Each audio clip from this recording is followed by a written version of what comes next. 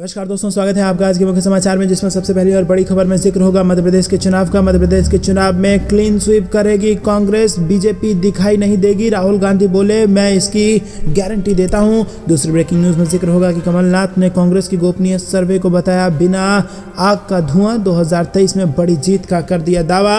और इसी के साथ तीसरी ब्रेकिंग न्यूज में जिक्र होगा कि कांग्रेस में शामिल होंगे बीजेपी सांसद वरुण गांधी। भारत जोड़ो यात्रा में राहुल गांधी ने दिए हैं इसके संकेत। चौथी ब्रेकिंग न्यूज में आपको बताएंगे कि राहुल गांधी का बयान, बुलेट प्रूफ कार में बैठकर नहीं हो सकती भारत जोड़ो यात्रा, सुरक्षा पर उठ रहे हैं सवाल। और पांचवी ब्रेकिंग न्यूज में जिक्र होगा कि पाकिस्तान और चीन आज एक हुए, आर्मी के पीछे छिपती है सरकार, राहुल गांधी का बयान। दोस्तों, हर एक खबर की गहराई में आपको ले जाएंगे, लेकिन उससे पहले अगर आप भी राहुल गांधी के भारत जोड़ो यात्रा का खुलकर समर्थन करते हैं तो वीडियो को लाइक, चैनल को सब्सक्राइब और बेल आइकन जरूर दबाइएगा। रुक करते हैं सबसे पहली और बड़ी खबर की तरफ, जो कि मध्य प्रदेश से आ रही है, जहां पर आपको बता दें मध्य प्रदेश चुनाव में स्वीप करेगी कांग्रेस, बीजेपी कहीं दिखाई नहीं देगी। राहुल गांधी ने कहा कि मैं इस बात की गारंटी देता हूं। जी हां दोस्तों, आपको बता दें कि भारत जोड़ो यात्रा पर चल रहे कांग्रेस नेता राहुल गांधी दिल्ली में कुछ दिनों के विश्राम के लिए रुके हुए हैं। और इसी दौरान वर्ष 2022 के आखिरी दिन मीडिया से बात करते हुए उन्होंने कहा कि मैं ये लिख कर दे सकता हूं कि मध्य प्रदेश चुनाव में कांग्रेस स्वीप करने जा रही है, बीजेपी कहीं नजर नहीं आएगी, मैं आपको इसकी गारंटी दे सकता हूं। मध्य प्रदेश का हर व्यक्ति जानता है कि बीजेपी ने पैसे से अपनी सरकार बनाई है। टाइम्स नाउ के सवाल के जवाब में राहुल गांधी ने कहा कि मैं अभी एक बात लिख कर देता हूं कि कांग्रेस मध्य प्रदेश के चुनाव में स्वीप करेगी, बीजेपी वहां दिखाई नहीं देगी, गारंटी के साथ आप लिख लो, उस समय मुझे बता देना, कोई सवाल ही नहीं है, वहां बीजेपी दिखाई नहीं देगी। दोस्तों, रुक करते हैं अगली ब्रेकिंग न्यूज की तरफ। कमलनाथ ने कांग्रेस की गोपनीय सर्वे को बताया बिना आग का धुआं, 2023 में बड़ी जीत का किया दावा। जी हां दोस्तों, मध्य प्रदेश के अध्यक्ष कमलनाथ ने चुनावी तैयारियों को लेकर किसी इंटरनल सर्वे से इनकार किया है। और कमलनाथ ने शुक्रवार को कहा कि मीडिया में अगले साल होने वाले विधानसभा चुनाव की तैयारियों को लेकर एक सर्वे रिपोर्ट की खबरें आ रही हैं। कांग्रेस पार्टी ने ऐसा कोई सर्वे नहीं किया है और उन्हें पार्टी के लोगों को इन खबरों पर भरोसा नहीं करने की सलाह दी है उन्होंने। और बीते 2 दिनों से खबरें आ रही हैं कि कांग्रेस के आंतरिक सर्वे में 37 मौजूदा विधायक और 17 पूर्व मंत्रियों की स्थिति संतोषजनक पाई गई है। ये खबर काफी वायरल हुई है और कांग्रेस के कई नेताओं ने भी इस पर अपनी प्रतिक्रिया दी है। प्रदेश बीजेपी अध्यक्ष वी.डी. शर्मा ने भी इसको लेकर कांग्रेस पार्टी पर तंज कसा है। दोस्तों, रुक करते हैं अगली ब्रेकिंग न्यूज की तरफ। कांग्रेस में शामिल होंगे बीजेपी सांसद वरुण गांधी, भारत जोड़ो यात्रा में राहुल गांधी ने दिए इसके संकेत। जी हां दोस्तों, यूपी के पीलीभीत से बीजेपी सांसद वरुण गांधी आए दिन अपने ही सरकार के खिलाफ बगावती सुर छेड़ते रहते हैं और इसको देखते हुए कयास लगाए जा रहे हैं कि वरुण गांधी जल्द ही बीजेपी का दामन छोड़ किसी और पार्टी को ज्वाइन कर सकते हैं। हाल ही में उन्होंने हिंदू मुस्लिम से जुड़े बयान दिया है और इससे पहले उन्होंने किसान आंदोलन के समय खुलकर अन्नदाताओं के पक्ष में बोला था। हाल के दिनों में चर्चा है कि बीजेपी सांसद वरुण गांधी कांग्रेस का रुख कर सकते हैं और इसको लेकर कांग्रेस के पूर्व अध्यक्ष और भारत जोड़ो यात्रा की अगुवाई कर रहे राहुल गांधी से भी सवाल किया गया, जिस पर उन्होंने सीधे जवाब देने के बजाय गोल गोल जवाब दिया। शनिवार को वरुण गांधी से जुड़े सवाल पर राहुल गांधी ने कहा कि वरुण गांधी के पार्टी में शामिल होने या नहीं होने का सवाल खड़गे जी से करिए।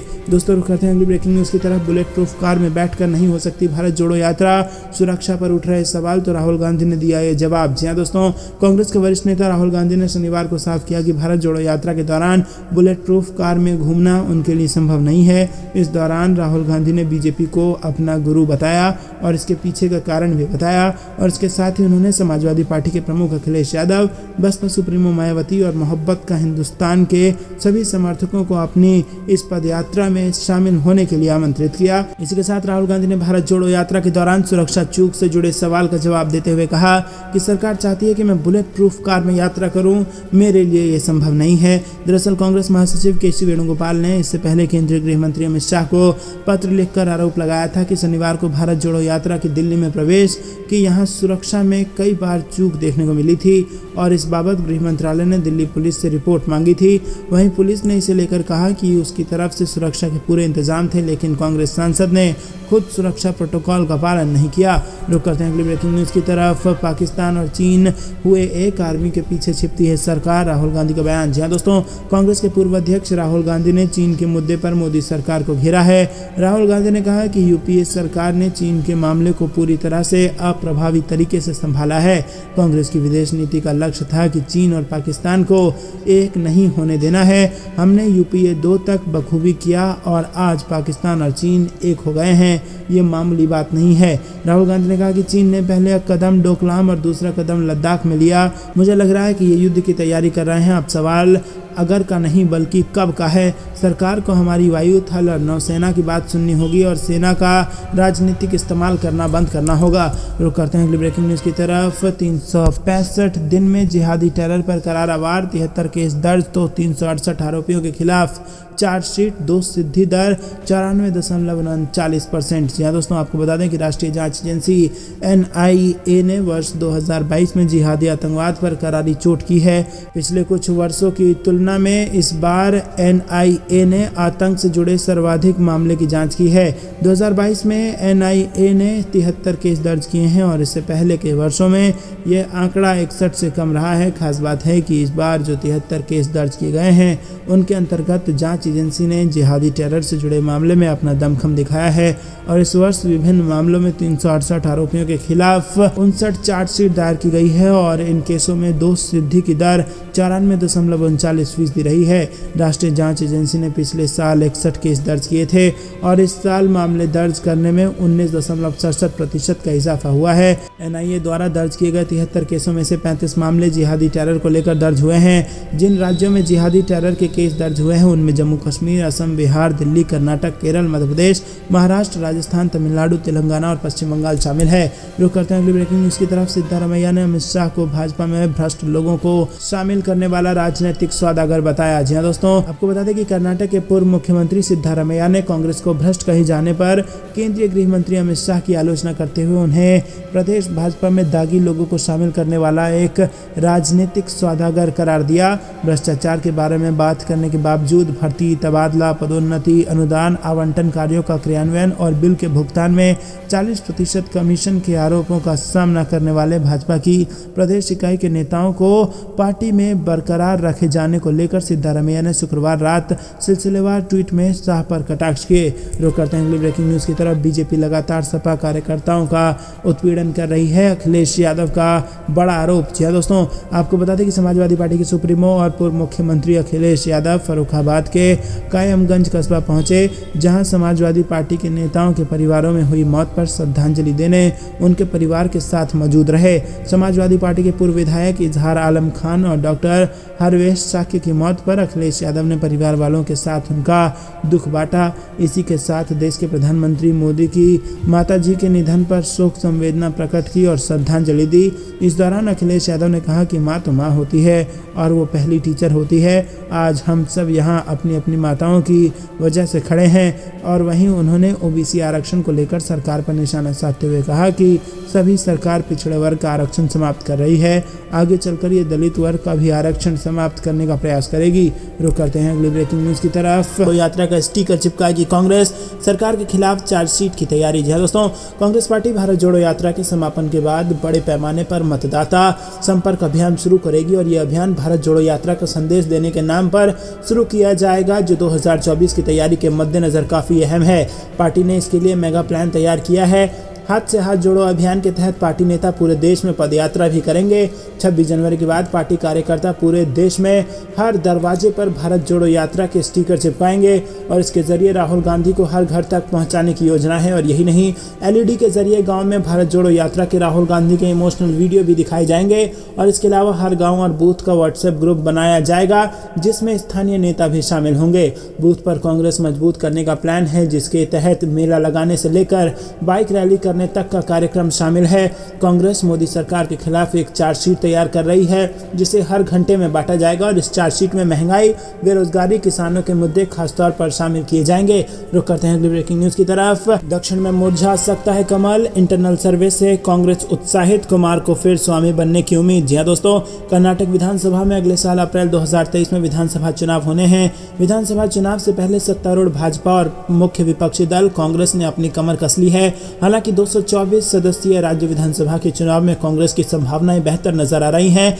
लेकिन दोनों प्रमुख दलों के लिए 113 सीटों का जादुई आंकड़ा तक पहुंचना बहुत आसान नजर नहीं आता है और इस बार कर्नाटक विधानसभा में त्रिशंकु विधानसभा आने के ज्यादा संकेत दिखाई देते हैं। ऐसे में जनता दल चुनावों के बाद खुद को किंग मेकर की भूमिका में लाने के लिए तैयार कर रहा है, जैसा कि ये दल 2018 के चुनाव के साथ कई बार कर चुका है। कांग्रेस के कुछ नेताओं के मुताबिक कांग्रेस पार्टी के आंतरिक सर्वेक्षण ने संकेत दिया है कि वो आगामी चुनाव में लगभग 90 से 105 सीटों के साथ बहुमत से पीछे रह सकते हैं। और कांग्रेस के एक विधायक ने द इंडियन एक्सप्रेस से बात करते हुए कहा है कि इस बार कांग्रेस पार्टी 2018 के चुनावों से बेहतर प्रदर्शन करने की स्थिति में है। उन्होंने कहा कि जब हमने अपने कुछ विधायकों की दल बदल से पहले 80 सीटें जीती थी, हमारे सर्वेक्षणों के अनुसार हम बेलगावी और कल्याण कर्नाटक क्षेत्र में अपनी संख्या में सुधार करेंगे। रुक करते हैं अगली ब्रेकिंग न्यूज की तरफ। ओबीसी आरक्षण पर सदन बुलाकर चर्चा कराए सरकार, योगी सरकार से अखिलेश यादव ने की है ये मांग। जी हाँ दोस्तों, यूपी की योगी सरकार को दलित और पिछड़ा वर्ग विरोधी करार देते हुए सपा अध्यक्ष अखिलेश यादव ने नगर निकाय चुनाव में ओबीसी को आरक्षण के मुद्दे पर चर्चा करने के लिए विधानसभा का विशेष सत्र बुलाने की मांग की है। गुरुवार को लखनऊ में मीडिया से बात करते हुए अखिलेश ने कहा कि अगर सरकार की नीयत साफ है तो वो सदन बुलाकर अपना पक्ष रखे। सपा मुख्यालय में बृहस्पतिवार को आयोजित संवाददाता सम्मेलन में अखिलेश ने कहा कि आरक्षण पर सरकार समय समय पर गुमराह करती रही है और पिछड़ों तथा दलितों को इस कागार पर लाकर खड़ा कर दिया है कि वो मिलकर आंदोलन करें। रुक करते हैं अगली ब्रेकिंग न्यूज की तरफ। 17 पूर्व मंत्रियों की स्थिति मजबूत, 37 विधायक भी कमलनाथ के सर्वे में पास। मध्य प्रदेश में कांग्रेस के इंटरनल सर्वे में ये बड़ा खुलासा। जी दोस्तों, मध्य प्रदेश में विधानसभा चुनाव के लिए कांग्रेस इस बार कई सीटों पर 6 महीने पहले ही कैंडिडेट घोषित करने वाली है। पार्टी ने प्रदेश की 230 सीटों पर दूसरा इंटरनल सर्वे करा लिया है और सर्वे की अंतिम रिपोर्ट फरवरी में आएगी। दोस्तों आपको बता दें कि 95 विधायकों में से 37 विधायक और 17 पूर्व मंत्रियों की ग्राउंड स्थिति मजबूत पाई गई है और उन्हें चुनावी तैयारी करने के लिए भी कह दिया गया है। सर्वे में 69 सीटों पर चुनाव से 6 महीने पहले कैंडिडेट घोषित करने की सिफारिश की गई है और ये वो सीटें हैं जहां पार्टी बहुत कमजोर नहीं है। प्रत्याशी को लंबा वक्त मिला तो वो अपने पक्ष में माहौल बनाने में कामयाब हो सकता है। एक बात ये भी निकल कर आई है कि जहां भाजपा मजबूत स्थिति में है वहां बड़े नेताओं की जगह उनके बेटों को उतारा जाएगा। पार्टी के इंटरनल सर्वे पर प्रदेश कांग्रेस अध्यक्ष कमलनाथ ने कोई कमेंट नहीं किया और बस इतना कहा कि हमारा फोकस पिछले 2 चुनाव में हारी सीटों पर जीत तय करना है। सर्वे में मौजूदा विधायकों में 54 की स्थिति बेहतर पाई गई है और शेष 41 सीटों पर पार्टी अगले कुछ महीनों में निर्णय लेने की स्थिति में आ जाएगी। रुक करते हैं अगली ब्रेकिंग न्यूज की तरफ। एमसीडी में हार का गुस्सा सफाई कर्मचारियों पर निकाल रही है भाजपा, आम आदमी पार्टी ने लगाए हैं गंभीर आरोप। जी हाँ दोस्तों, आपको बता दें कि दिल्ली में एमसीडी चुनाव में आम आदमी पार्टी की बड़ी जीत के बाद अब मेयर के चेहरे को लेकर चर्चाओं का बाजार गर्म है। वहीं आम आदमी पार्टी और भाजपा के बीच आरोप प्रत्यारोप का दौर भी जारी है और इस बीच भाजपा के विधायक द्वारा सफाई कर्मचारी से मारपीट का मामला भी सामने आया है, जिसको लेकर आम आदमी पार्टी ने निशाना साधते हुए एमसीडी चुनाव में हार की बौखलाहट और भाजपा को दलित विरोधी बताया है। दरअसल आम आदमी पार्टी के विधायक कुलदीप कुमार ने कहा कि एमसीडी में हार के बाद बौखलाहट में भाजपा विधायक अभय वर्मा ने सफाई कर्मचारी से मारपीट की है और इस मारपीट से साफ होता है कि भाजपा दलित विरोधी है। भाजपा एमसीडी में हार से बौखला चुकी है और हार का गुस्सा सफाई कर्मचारियों पर निकाल रही है।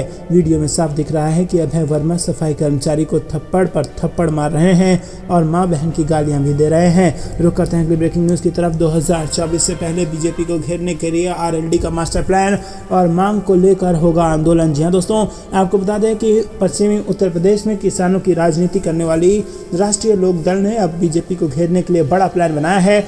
आरएलडी किसानों के मसीहा चौधरी चरण सिंह को भारत रत्न दिए जाने को लेकर अपनी मांग को और तेज करेगी और इसको लेकर पार्टी के द्वारा एक बड़ा आंदोलन शुरू होगा, जिससे उन राजनीतिक दलों की मुश्किलें बढ़ेंगी जो चौधरी चरण सिंह के नाम पर राजनीति करने की कोशिश करती हैं और इस लिस्ट में सबसे ऊपर बीजेपी का नाम है।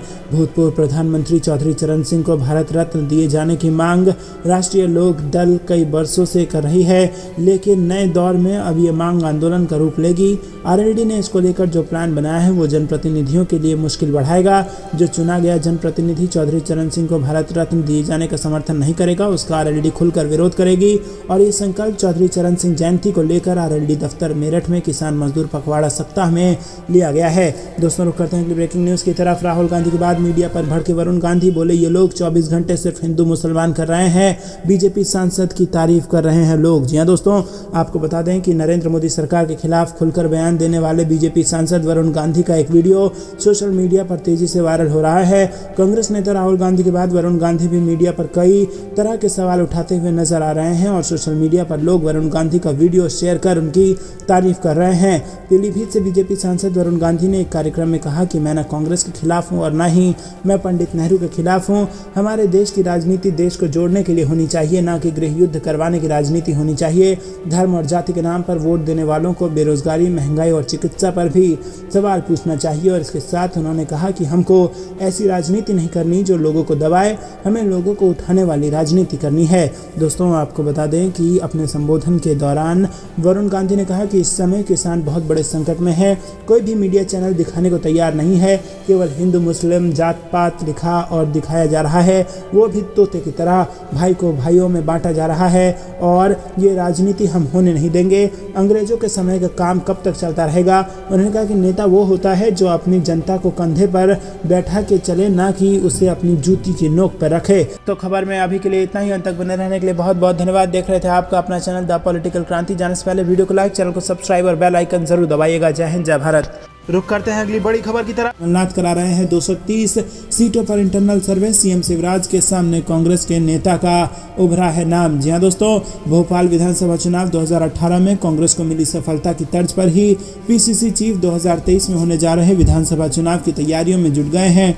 पीसीसी चीफ कमलनाथ अपने चिर परिचित अंदाज में कांग्रेस नेताओं की स्थिति जानने के लिए सर्वे करा रहे हैं। पहला सर्वे हो गया है, दूसरा जारी है, जिसकी फरवरी महीने में रिपोर्ट आ जाएगी। हालांकि सर्वे के आधार पर अंदर की जो रिपोर्ट सामने आई है उसमें मध्य प्रदेश कांग्रेस के 37 विधायक और 17 पूर्व मंत्रियों की स्थिति मजबूत है। इधर इस सीएम शिवराज सिंह चौहान को चुनौती देने के लिए कमलनाथ के सर्वे में युवा नेता अर्जुन आर्य का नाम सामने आया है। बता दें कि मध्य प्रदेश में साल 2023 में विधानसभा चुनाव होने जा रहे हैं और चुनाव में अब महज 8 से 9 महीने ही बचे हैं। मध्य प्रदेश में दोनों ही प्रमुख दल बीजेपी और कांग्रेस ने तैयारियां तेज कर दी हैं।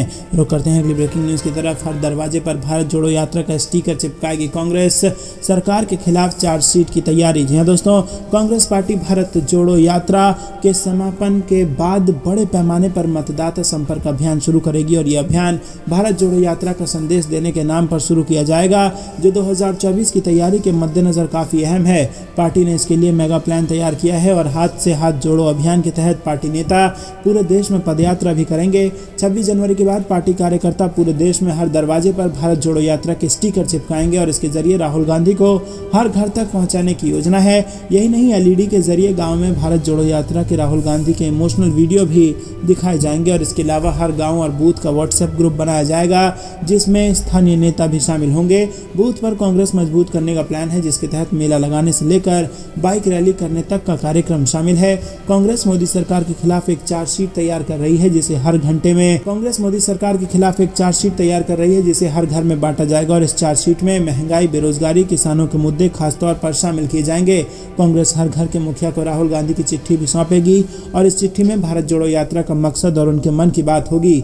राहुल गांधी देश के लोगों से नफरत छोड़ मोहब्बत के साथ रहने का संदेश भी देंगे और इसके अलावा पार्टी भारत जोड़ो यात्रा के बाद ग्रामीण अंचलों में पार्टी के प्रति युवाओं को आकर्षित करने के लिए विशेष अभियान भी चलाएगी। दोस्तों, रुक करते हैं अगली ब्रेकिंग न्यूज की तरफ। राहुल गांधी के बाद मीडिया पर भड़के वरुण गांधी बोले, ये लोग 24 घंटे सिर्फ हिंदू मुसलमान कर रहे हैं, बीजेपी सांसद की तारीफ कर रहे हैं लोग। जी हां दोस्तों, नरेंद्र मोदी सरकार के खिलाफ खुलकर बयान देने वाले बीजेपी सांसद वरुण गांधी का एक वीडियो सोशल मीडिया पर तेजी से वायरल हो रहा है।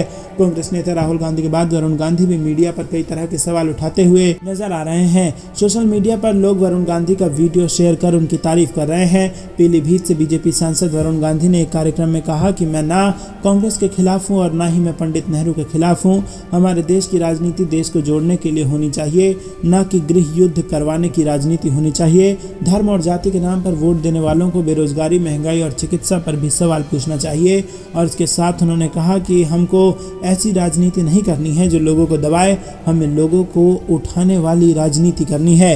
रुक करते हैं अगली ब्रेकिंग न्यूज की तरफ। ओबीसी आरक्षण पर सदन बुलाकर चर्चा कराए सरकार। योगी सरकार से अखिलेश यादव ने की है मांग। जी दोस्तों, यूपी की योगी सरकार को दलित और पिछड़ा वर्ग विरोधी करार देते हुए सपा अध्यक्ष अखिलेश यादव ने नगर निकाय चुनाव में ओबीसी को आरक्षण के मुद्दे पर चर्चा करने के लिए विधानसभा का विशेष सत्र बुलाने की मांग की है। गुरुवार को लखनऊ में मीडिया से बात करते हुए अखिलेश ने कहा कि अगर सरकार की नीयत साफ है तो वो सदन बुलाकर अपना पक्ष रखे। सपा मुख्यालय में बृहस्पतिवार को आयोजित संवाददाता सम्मेलन में अखिलेश यादव ने कहा कि आरक्षण पर सरकार समय समय पर गुमराह करती रही है और पिछड़ों तथा दलितों को इस कागार पर लाकर खड़ा कर दिया है कि वो मिलकर आंदोलन करें। उन्होंने कहा कि मैं सरकार से कहूंगा कि सदन की बैठक बुलाकर बहस कराएं और जब उनकी नीयत साफ है तो सत्र बुलाएं और सदन में अपना पूरा पक्ष रखें। पिछले कई वर्षों में देखा गया है कि पिछड़ों और दलितों का हक मारा जा रहा है। अखिलेश यादव ने आरोप लगाया कि भाजपा का पिछड़ों के प्रति हमेशा सौतेला व्यवहार रहा है और आज हमें जो देखने को मिल रहा है ये पहली बार नहीं हो रहा है। पार्टी ने पिछड़ों का आरक्षण छीना है, दलितों की बारी कल हो सकती है। और उन्होंने कहा कि हमारी पार्टी के पिछड़ा वर्ग संगठन के लोग तैयारी कर रहे हैं कि अगर उच्चतम न्यायालय में लड़ाई लड़नी पड़े तो सपा पिछड़े वर्ग का पूरा सहयोग करेगी।